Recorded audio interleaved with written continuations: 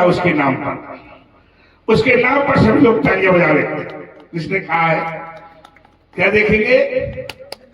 बालिका की मांग में हम क्या देखेंगे? सिंदूर देखेंगे। अगर बालिका की मांग सिंदूर से भरी है तो हम कह देंगे बालिका विवाहित है। अगर सिंदूर से नहीं भरी है तो हम कह देंगे बालिका विवाहित नहीं है।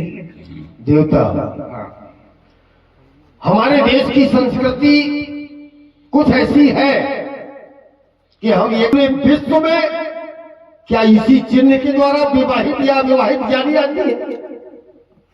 कहे देवता, कैसे जानी जाती है? तुम मतलब पूरे विश्व में प्रत्येक नारी क्या सिंदूर से ही जानी जाती है? हम पूरे विश्व की बात, पूरी विश्व की बात हम कर रहे हैं, क्योंकि हमारे देश की ये संस्कृति है। सुनो कि वसुधैव कुटुम्बकम, ठीक है, कम ठीक है। और यहाँ तक सिद्धांत की बात है देवता, तो टूटते टूटती धन भय विवाह, तो अगर मैंने विवाह हो गया, सुनो, अगर विवाह हो गया तो बालिका के मांग में सिंदूर भर जाना चाहिए। बिल्कुल भरे, वो भी होगा, भर जाना चाहिए। ये एक रस्म है। और अगर सिंदूर नहीं भरा तो हमने बतलाया कि आदमी कह देता है कि बालिका का विवाह नहीं हुआ। ये बालिका आपने देवता, आपने केवल ये पूछा ये विवाहित है या अविवाहित है, आपने ये नहीं कहा कि विवाह संस्कार हो गया कि नहीं। अच्छा, यदि आप ये कहते कि विवाह संस्कार हो चुका है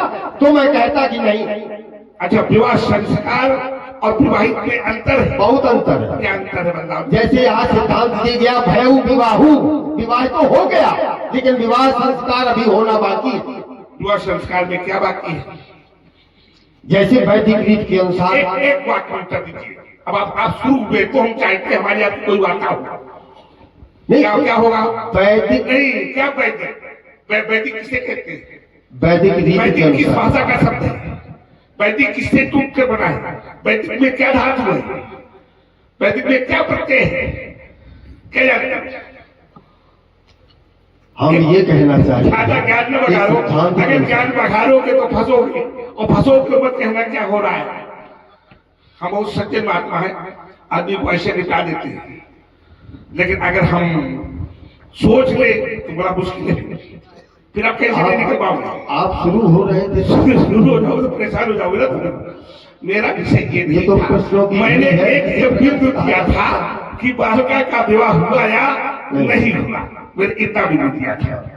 आपको कहना चाहिए बालिका का विवाह हो गया। हमने कहा बालिका का अगर विवाह हो गया तो बालिका किससे पूछा? कोई अब हमने आपसे नहीं कहा था। अब आप पहचान, तो हमने किससे पूछा था? समाज से पूछा था। समाज ने कहा कहीं से और देखिए, बड़ा ही सुंदर संवाद देख रहे हैं। हमारे परशुराम जी का आगमन महानगर कानपुर से और जनक जी के द्वारा बड़ा ही सुंदर वार्तालाप प्रभावित हुए। हमारे जो ये आयोजन करता है भाई हमारे आदरणीय श्री कपिल जी राजपूत जी, उनके द्वारा ये 101 पुष्पमुद्रा परशुराम जी के श्री चरणों में प्रदत्त की गई। बहुत बहुत साधुवाद, बहुत बहुत धन्यवाद। और और वैदिक विवाह बिना आचार के नहीं होता। क्या बात है, बहुत अच्छी बात है। ये भी यही मैं कहने जा रहा था, केवल मांगलिक क्रियाकलाप अवशेष है। विवाह तो हो चुका है, अवशेष क्या है? मांगलिक क्रियाकलाप। मांगलिक क्रियाकलाप में बहुत सारी चीजें होती हैं, वो सब बाकी है। विवाह हो गया, ठीक है। अच्छा, बालिका रिश्ते में क्या लगती है? बेटी। तो बेटी रिश्ता जब शब्द आता है तो एक बात याद आती है, होते बहुत अच्छे हैं लेकिन सभी को बताए नहीं जाते। कुछ रिश्ते ऐसे होते हैं, होते तो बहुत अच्छे हैं लेकिन सभी को बताए नहीं जाते। और कुछ फल बहुत अच्छे होते हैं, फल होते तो बहुत अच्छे हैं लेकिन सभी फल खाए नहीं जाते। कुछ फूल बहुत अच्छे होते हैं, फूल होते बहुत अच्छे हैं लेकिन सभी फूल भगवान शंकर पर चढ़ाए नहीं जाते। कुछ मित्र बहुत अच्छे होते हैं, मित्र होते बहुत अच्छे हैं लेकिन सभी मित्र घर बुलाए। अच्छा, घर क्यों नहीं बुलाए जाते? किन मित्रों को घर नहीं बुलाना चाहिए? तो शास्त्र कहता है अगर मित्र चैत्र से पतित है, चैत्र से घिरा हुआ है, तो ऐसे मित्र को कभी घर नहीं बुलाना चाहिए, शास्त्र नहीं कहता है। चलो शिवध्वज, ये तुम्हारी बेटी है, तो तुम्हारी बेटी को मैं देखता हूं तो मुझे एक बात याद आती है। एक बार मैं पाश्चात्य देश गया, अब तो इस जैसे समाज है उस हिसाब से रखाइए। अब मैं पाश्चात्य तो गया तो पाश्चात्य देश में देखा कि आज जानकी कैसे खड़ी है, दोनों हाथ जोड़कर खड़ी है। और जब मैं पाश्चात्य देश गया तो तुम्हारे जैसे एक पिता ने अपनी पुत्री को आदेशित किया, बेटी ये भगवान परशुराम है, इनको प्रणाम करो। तो शिवध्वज जानते हो वो बालिका मुझे प्रणाम नहीं कर रही थी। क्या कर रही थी? हाथ को हिला रही थी। वो बालिका हाथ को हिला रही थी। हमने उसके पिता से पूछा कि बालिका हाथ को क्यों हिला रही है, तो उसके पिता ने कहा भगवान मैं नहीं जानता कि मेरी बेटी हाथ को क्यों हिला रही है। हमने कहा चलो चलकर पूछते हैं बालिका से कि बालिका हाथ क्यों हिला रही है। मैंने उसके पिता को लिया और पहुंचा उस बेटी के पास, उस बालिका के पास, और बालिका से मैंने प्रश्न किया, बेटी तुम्हें तो प्रणाम करने का आदेश दिया गया था, तुम हाथ क्यों हिला रही हो? तो उस बालिका ने क्या कहा? उस बालिका ने कहा भगवान मैं हाथ इसलिए हिला रही हूं कि आज दर्शन दियो तो दियो, आज के बाद दर्शन न दियो। हमने कहा धन्य है विदेश की संस्कृति और धन्य है हमारी भारतीय संस्कृति। हमारी भारतीय संस्कृति को देखो, जब उस बालिका को देखा था तो बालिका छिन्न भिन्न छिन्न वस्तु से ढकी थी, लेकिन मैं सीता को देखता हूं तो नख से सिर तक वस्तु से ढकी है। ये है भारतीय संस्कृति। और अब माताएं बहनें नहीं है, लेकिन हमारी अगर वहां तक आवाज आ रही है माताओं बहनों तक, तो एक सीता से एक शिक्षा लेनी चाहिए कि अपने से बड़ों को प्रणाम करे। तो कैसे प्रणाम करे? दोनों हाथों को जोड़कर प्रणाम करे। और जब घर से बाहर निकले तो नख से लेकर सिर तक वस्त्रों से ढकी हुई। ये केवल हमारी नहीं, आप सबकी भी जवाबदारी है।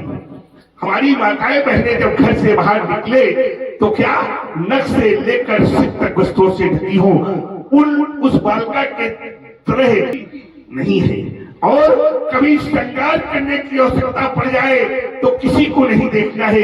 किसको देखना है? हमारी लाडली जानकी को देख लेना है और अपना श्रृंगार कर लेना है, क्योंकि सीता के तन पर साधना की साड़ी पड़ी है, प्यार का दुपट्टा उड़ा है, आंखों में करुणा का काजल है, ओठों और कानों में कर्मों का कलफूल है, मानवता की मांग में शीतलता का सिंदूर भरा है, पैरों में पवित्रता की पायल पड़ी है, ओठों में अगर लज्जा की लाली लग जाए तो भगवान के अपनी भक्तों वो नारी और कोई नारी नहीं होगी, वो नारी केवल भारतीय नारी होगी। कौन होगी? भारतीय नारी होगी। और भारतीय नारी ने जब जब अपनी साधना को साधा है तो क्या करके दिखाया है? भारतीय नारी ने जब जब अपनी साधना को साधा है तो चित्रकूट की चट्टानों पर मंदाकिनी जैसी नदी का निर्माण कर दिया है। भारतीय नारी ने जब जब अपनी साधना को साधा है तो क्या किया है? भगवान ब्रह्मा विष्णु महेश को पालने में लालना बनाकर छुड़ा दिया है। भारतीय नारी ने जब जब अपनी साधना को साधा है तो क्या किया है? यमराज से अपने पति के प्राणों को छीन लाई है और ब्रह्मा के नियमों को उलट पुलट कर दिया है। ये भारतीय नारी की पहचान, आवश्यकता है इसको जानने की और आवश्यकता है इसे अपनाने की। शाम को आया था, सुन रहा था, कोई कह रहा था कि भारत देश के नाम पर हमारे देश को भारत माता के नाम से भी जानते हैं। हमारे देश को केवल भारत माता के नाम से नहीं जानते, हमारे यहाँ धरती को धरती माता के नाम से जानते हैं। हमारे देश का नाम भारत है तो भारत को भारत माता के नाम से जानते हैं।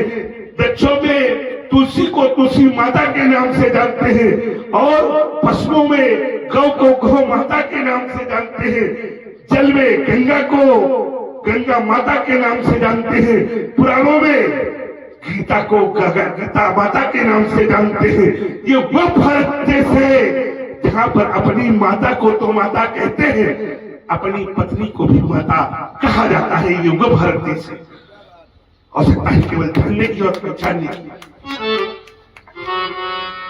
श्री अध्यक्ष, तुम इस बालिका से मुझे प्रणाम करवा रहे हो, ये कन्या है और हमारी संस्कृत पे कन्या को कन्या के रूप में अर्चना की है, बालिका के रूप में पूजा की है, भगनी के रूप में आरती की है, माता के रूप में विशिष्ट माना है, भगवती के रूप में स्तोत्र पाठ की है, काली के रूप में स्तुति किया है। ये समस्त सुंदरों से सुशोभित ये बालिका सुचता, सरलता, आमोद, सौख्यात बालिका का क्या परिचय है, तुम्हारे मुख से जानना चाहता हूँ और तुम्हारे मुख से सुनना चाहता हूँ। देवता, एक समय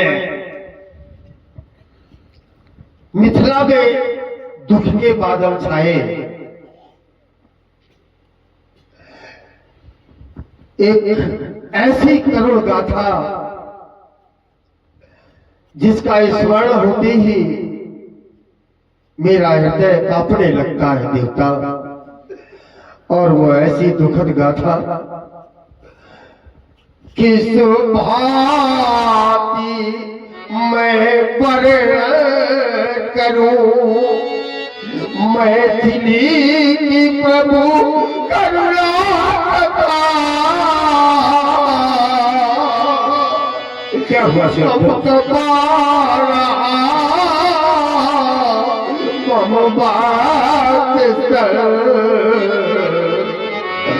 आई प्रभु दान व्यथा। और वो व्यथा क्या देगा कि बरसा न जल जल जल विकल। और ये अवधि तो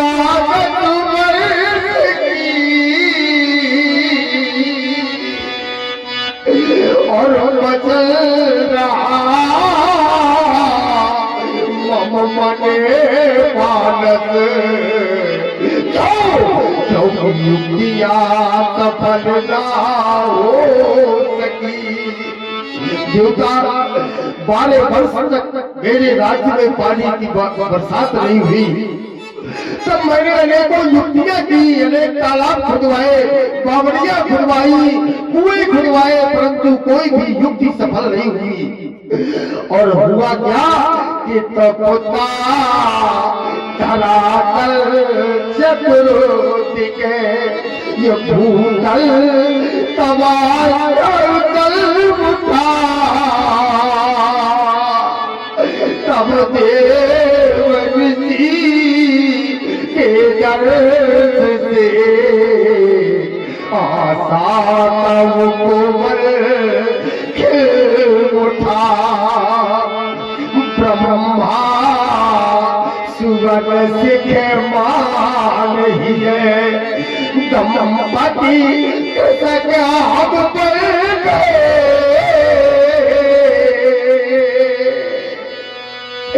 कर के लिए कंचल काल कंसण धरा का कर रहे। और ऐसी स्थिति बन गई देवता कि बरसा रहा था रवि अनल भूतल तमाशा चल रहा। और चल रहा संसल पवन। और तब से पसीना चल रहा। फिर भी प्रभु हम छोड़ते सुखा। तरहल कदाप चला रहे आशा लिए जल वृष्टि की। हम निज शरीर जला रहे। और देवता, इस तरह से दक्षिण दिशा जब हल चला सहसा धरा तले उठा फट गया धरा काच और मेघ गर्जन हो उठा।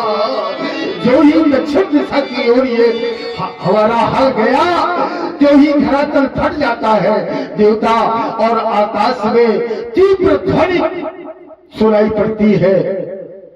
और जब उस फटे हुए भूभाग पर मैंने झांक कर देखा तो क्या दिखाई दिया कि भूगर्भ से स्वर्ण में सिंहासन अग्निमय ऊपर उठा।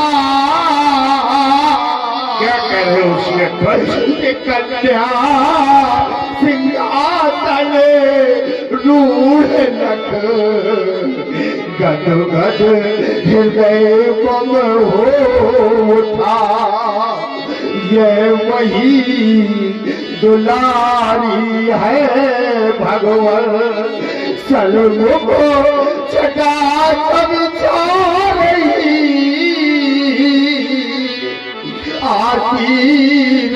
आशीर्वाद कीजिए भगवान यह सलमुख शीश झुका रही। सिरध्वज देवता ये किस क्षेत्र में हल को चलाया तुमने? दक्षिण क्षेत्र में। जी दक्षिण क्षेत्र की भूमि को क्या कहते हैं? पुंडरीक क्षेत्र। पुंडरीक क्षेत्र। पुंडरीक क्यों कहते हैं? पुंडरीक नाम क्यों पड़ा उसका? क्योंकि हमारी समस्त पीढ़ियों ने वही तपस्या की। ठीक है, पुंडरीक शब्द इसलिए उसका पड़ा नाम। पुंडरीक माने होता है जलज। क्या होता है? जलज। और जलज माने जलधन जा, जो जल में जन्म ले अर्थात कमल। वहां की पुंडरीक का वैसे सब शाब्दिक अर्थ है कमलवत। वो जो भूमि है वो कमलवत है, वहां कमल उत्पन्न होते हैं, तो वहां की भूमि दलदली है। दलदली होने के कारण ही वहां पर कंचन का हल चल रहा है। नहीं महाराज, लोहे का हल नहीं चलता। 12 वर्षों में चलेगा। 1 साल खेती न करो तो लोहे का हल नहीं चलता। चलता है। और तुम कंचन का हल चला रहे हो। ये कंचन का हल चलाने के लिए किसने कहा आपसे? नारद जी। नारद जी ने बताया कि कंचन का हल चलाओ। अच्छा, कंचन का हल नारद ने कंचन का हल चलाने के लिए ही क्यों कहा? ये क्यों नहीं कहा कि चांदी का हल चला लेना? ये हमारा कोई प्रश्न नहीं है आपसे, समाज के लिए समझाने के लिए है। चांदी का हल चलाओ ये क्यों नहीं कहा? तांबे का हल चलाओ ये क्यों नहीं कहा? लोहे का हल चलाओ ये क्यों नहीं कहा? अष्टधातु से मिलाकर बनाए हुए हल से खेत को जोतो ये क्यों नहीं कहा? सोने का हल ही क्यों कहा? सोने का हल इसलिए नारद जी ने कहा। नारद जी कोई साधारण ऋषि नहीं है, ऐसे है देव ऋषि है। और मेखा न होए देव ऋषि वाणी, इसलिए उनका नाम है नारद। नारद, जिनकी बात कभी रद्द न हो, उनका नाम है नारद। ठीक है, तो नारद जी ने लोहे का हल सोने का हल चलाने के लिए ही क्यों कहा? कंचन या स्वर्णिम हल क्यों कहा? क्योंकि जब सोने का हल आपकी तपोभूमि, आपके पूर्वजों की तपस्वी तपोभूमि है वो पुंडरीक, तो पुंडरीक क्षेत्र में कंचन का हल चलाया जाएगा, सोने का हल चलाया जाएगा। तो सोने का हल जब सोने के घड़े से टकराएगा, सोने का हल जब सोने के घड़े से टकराएगा तो सोने के घड़े से जो जिसका जन्म होगा उसके कारण ही सोने की लंका का जन्म होगा। एक बार भाई तालियां बजा दें सभी लोग। बोलिए परशुराम महाराज की। क्या बात है। उसी के कारण सोने की लंका जलाई जाएगी। उसका कारण ये है शिवध्वज। इस बालका का नामकरण क्या किया तुमने? सीता। सीता तुमने नाम रखा ये? किसने रखा ये नाम?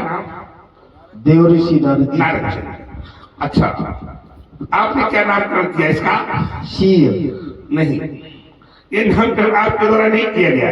ये नामकरण तो मैया गौरा ने किया है। सुनिश्चित सत्य आशीष हमारी पूजे ही मनोकामना तुम्हारी, तुमने तुम्हारे गुरु सदानंद ने इसका नामकरण जानकी किया जनक के नाम पर, और जब नारद जी ने इसका नामकरण सीता किया तो सीता नाम पर मैं भी विचार करूंगा। सीता शब्द पर जब मैं विचार करता हूं तो श्वेत इत सीता, जो समस्त संसार को उत्पन्न करती है उसका नाम सीता। सबसे अलग समस्त इत सीता, जो समस्त ऐश्वर्यों से युक्त है उसका नाम सीता। सुवत इत सीता, जो अपने भक्तों को सद्बुद्धि की प्रेरणा देकर सद्मार्ग को दिखलाती है उसका नाम सीता। सयत इत सीता, जो स्वयं में चिन्मय व्यापक ज्ञान स्वरूपी है उसका नाम सीता। सिनोनति इत सीता, जो परमात्मा को अपने चित्त गुणों के कारण अपने बस में कर लेती है उसका नाम सीता। साहित्य इत सीता, जो संहार करती है, क्लेशों का हरण करती है उसका नाम सीता।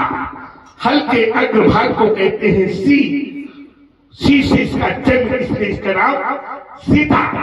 भूमि से उत्पन्न होने के कारण इसका नाम भूमध्या। जनक की लाडली होने के कारण इसका नाम जानकी।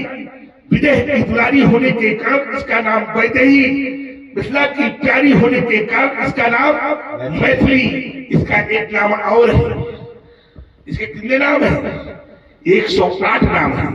उसमें से एक नाम इसका मात्र लांगन भी है, जिसे लोग मात्र लुंगी के नाम से जानते हैं, जबकि मात्र लुंगी शब्द शुद्ध नहीं है।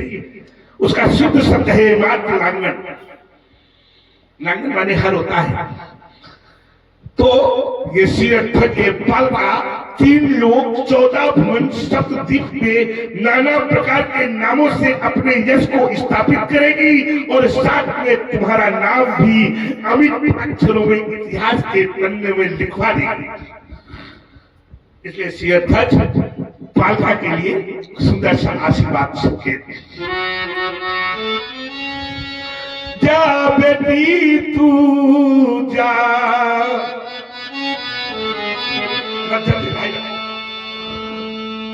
जा बेटी तू जा, जा बेटी तू जा, जा करके धरती माँ से कहना अधिक अन्न उपजा। जा बेटी तू जा। सिर में सिंदूर की रेखा लाल, बिंदु से शोभित भार, हृदय में हो पथ का अनुराग, बेटी तेरा हो अटल सुभाग। त्याग की किरणें तुमसे फूटे, देश के बंधन तुमसे छूटे, अरे लगे लगे लंका में तुमसे, और बेटी तेरा हो अटल सुभाग। बेटी तेरा हो अटल सुहाग। फूलो फलो सदैव सास, ये नारियां तुमसे लेवे आदर्श, इसमें भी तेरा हो प्रथम भाग। बेटी तेरा हो अटल सुहाग। सीते आयुष्मती भव, सौभाग्यवती भव, सावित्री भव। विदेहराज बालिका को उच्च राज प्रसादों में ले जाया जाएगा। आशीष दीन सखी हरिशानी, निज समाज में गई सयानी। विश्वामित्र मिले पुनि आए।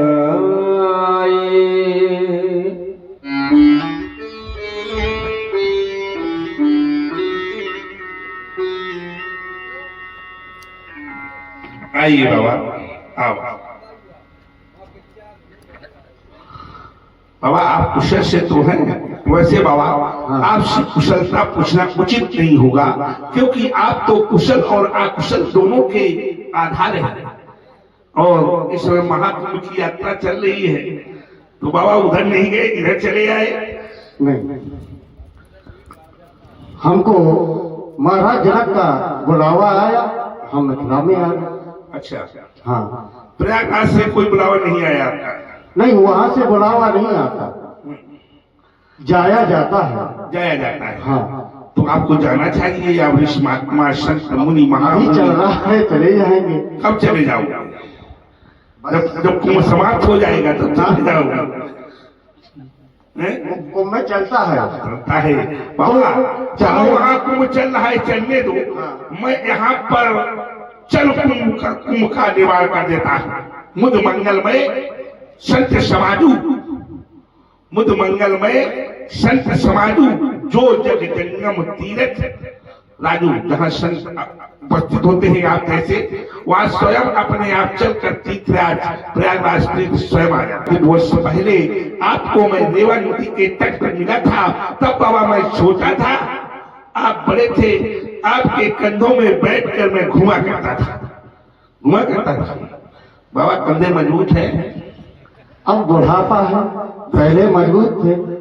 आपको इन कंधों पर बिठाया, घुमाया। बाबा आपने ठीक कहा, अब बुढ़ापा है। लेकिन बाबा जब मैंने देखा था तो आपके बाल सफेद हुआ करते थे, आज मैं देख रहा हूँ बाल काले हो गए। बुढ़ापे में तो बाल कैसे हो जाते, बुढ़ापे बाल कैसे होते हैं सफेद, तो उल्टा हो रहा है, यहाँ हो रहा है। और बाबा आप तो महाशैव है, भगवान शंकर के उपासक है? तो आप त्रिपुर नहीं लगाए हैं, क्या लगाए हैं? इतने क्यों लगाया आपने? क्या आपको पता नहीं कि परिवेश क्या है, हमें किसके सामने जाना है और हमारा स्वरूप क्या होना चाहिए? होना चाहिए नहीं, त्रिपुर बना होना चाहिए, बाल सफेद होने चाहिए। कैसे? मानता हूं आप वैज्ञानिक हो, कभी भोजन मन विज्ञानी, कहां लगे कथा, पुरानी वैज्ञानिक है आप। मानता हूं कि सफेद बालों को हमारे बाबा में भी एक क्षमता ऐसी है, तो मेरा बाबा सफेद बाल को भी काले कर देता है? आज भी वही हो रहा है ना, क्योंकि बाबा हमारे विज्ञानी है। क्या है? विज्ञानी। आजकल के लोग भी सफेद बालों को काला कर रहे हैं, लेकिन वो कुछ रसायन विधि के द्वारा कर रहे हैं। लेकिन बाबा तो रसायन विधि के क्या है, बाबा के द्वारा उत्पादन हुआ है। किसका? बाबा के द्वारा सब कुछ ये किया गया है हमारे। तो बाबा अपने भी बाल काले कर लिए, सब लोग काले करे तो वो करते, बहती गंगा में हम क्यों न नहाने के? बाबा ऐसा है ना बाबा, ठीक हो रहा? हाँ, कुशल से। देखिए हमने कहा था कि जब नाती छोटा होता है तो बाबा उसे कंधों पर ही क्यों बैठाते, कंधे में ढालते हैं। देखना, नाती पहुंचा, बाबा ने उठाया और अपने कंधे में नाती को बैठा लिया। बाबा और नाती का बड़ा अनोखा संबंध होता है। बाबा अपने बेटे से तब तक बहुत प्रेम करते हैं जब तक उनका नाती नहीं होता, और जब नाती हो जाता है तो पुत्र पर प्रेम कम और नाती पर प्रेम अधिक होता है। क्यों? क्योंकि बाबा का वंश चलाने के लिए वही नाती आगे है, बाबा का वही वंश चलाएगा। बेटा राम और लक्ष्मण, ये भार्गव परशुराम जी हैं, तुम दोनों बंधु इनको प्रणाम करो। पद सरोज मेले दो भाई,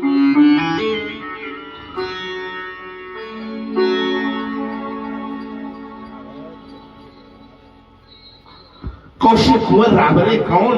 बाबा बहुत सुंदर बालक है ये। कौशिक कुंवर रावणे कौन? इनके कोमल अंग, कमलवत आंखें, इनकी सुंदराकार भुजाएं, सुंदर आभा अधर बिंब की सभी अनंत बन जाए। बाबा क्या कहूं इनकी सुंदरता, क्या कहूं इनकी सुंदरता। लख मैंने देखकर मेरी बाणी होती मौन। कौशिक कुंवर रावणे कौन? विद्या से ये शून्य नहीं है। बाबा मैंने कैसे जाना कि ये विद्या से ये शून्य नहीं है? कैसे जान दिया मैंने? इन बालकों ने तो आकर अभी हमको केवल प्रणाम किया है, और प्रणाम करते ही मैंने कैसे जान लिया कि विद्या से ये शून्य नहीं है? क्योंकि जब इन बालकों ने मुझे प्रणाम किया तो बाएं हाथ से बाएं पैर को और दाहिने हाथ से दाहिने पैर को छुआ। पैर छूने की विधि यही है आचार्य जी। तो बाएं हाथ से बाएं पैर को और दाहिने हाथ से दाहिने पैर को छुआ। मैं जान गया कि विद्या से ये शून्य। अच्छा, इन्होंने बाएं हाथ से छुआ, क्या छुआ? नाखून को छुआ। आजकल के लोग कहां पैर छूते हैं? गांठों पर, घुटनों में छूते हैं। हमने उनसे पूछा भाई घुटनों में पैर क्यों छूते हो? तो छू लिया, हमको छू नहीं दिया। तुम चाहते हो किसके नीचे का भागी न रहे, न रहेगी बांस न बजेगी, छूने नहीं पड़ेगा, नीचे का भाग ही नहीं रहेगा। तो विद्या से ये शून्य नहीं है, और बाबा धन से भी ये न्यून नहीं है। ये मैंने कैसे जाना कि धन से भी ये न्यून नहीं है? जब इन बालकों के मैं मस्तक के ऊपर मुकुट को देखता हूँ तो मुकुट के ऊपर मुझे ग्रीड दिखाई पड़ती है, और ग्रीड पे लगी है मणि, जो मणि स्पष्ट बता रही है कि बाबा ये साधारण राजकुमार नहीं है, ये किसी चक्रवर्ती राजा के बालक है, राजा के राजकुमार है। तो विद्या से ये शून्य नहीं है और धन से भी ये न्यून नहीं है।